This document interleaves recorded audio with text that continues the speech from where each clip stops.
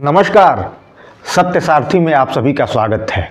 Match जीतने के बाद भारतीय खिलाड़ियों ने एक बार फिर पाकिस्तानी खिलाड़ियों से हाथ नहीं मिलाया। ये देख के जात कुमारवा का बवासीर एक बार फिर उभर गया है। अब की तो वो एकदम पागल होकर कपड़े उतार के नाच रहा है। नमस्कार, मैं जात कुमार। T20 वर्ल्ड कप में भारतीय खिलाड़ियों ने एक बार फिर पाकिस्तानी खिलाड़ियों से हाथ नहीं मिलाया। 2014 के बाद से ही नफरत में डूबे लोगों को भले ही ये बहुत अच्छा लगा हो, पर ये देखकर मेरा बवासीर उभर आया। अब लॉजिक देखिए इस माखन चोर की। कह रहा है कि उसी बॉल से पाकिस्तानी खिलाड़ी भी खेल रहे थे, वही बॉल बैट पे लग रही थी, तो उस कैच को तो भारतीय खिलाड़ी ले रहे थे, तो क्या उनके शरीर से छुआ हुआ नहीं माना जाएगा? अब ये झोपड़ी के वो छुआछूत बरतने वहाँ नहीं गए थे भारतीय खिलाड़ी। वो ये नहीं जता रहे थे कि हम पाकिस्तानी खिलाड़ियों को छू नहीं सकते हैं, या उनको छूना नहीं चाहते हैं, या उनके छुए हुए से परहेज है। ये दर्शा रहे थे कि तुम जैसे घटिया लोगों को हम सिर्फ जलील करेंगे, हाथ मिलाने के लायक तुम लोग नहीं हो। और ये माखन चोर जात कुमार कहाँ इस चीज को समझने वाला है, और समझेगा तब भी वो जानबूझ के नाटक करेगा, क्योंकि ये उसका एजेंडा है। उसको एक वर्ग विशेष को खुश करना है। उसके जो व्यूअर हैं वो ज़्यादा से ज़्यादा वही हैं, तो उसको वो दिखाना है, उनको खुश करना है कि देखो भारतीय टीम ने हाथ नहीं मिलाया तो मैं उनको रगड़ रहा हूँ। ऐसा कहा जाता है कि एक समुदाय विशेष के लोग शौच जाने के बाद हाथ नहीं धोते हैं।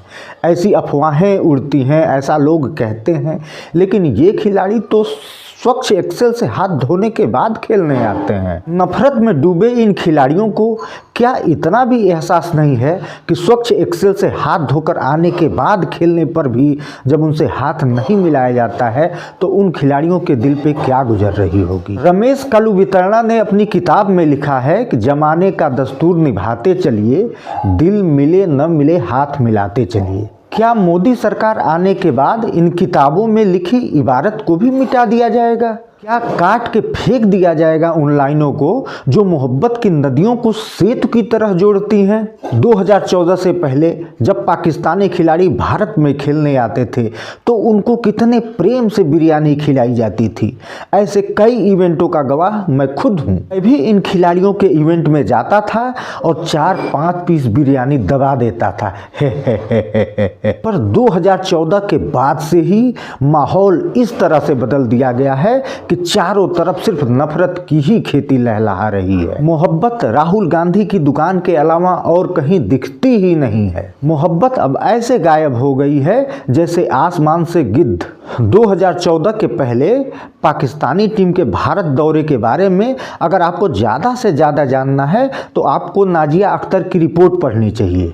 रिपोर्ट अंग्रेजी में है और मुझे अंग्रेजी की बहुत अच्छी समझ नहीं है, पर उस रिपोर्ट में एक लाइन लिखी है कि Pakistani players are so handsome.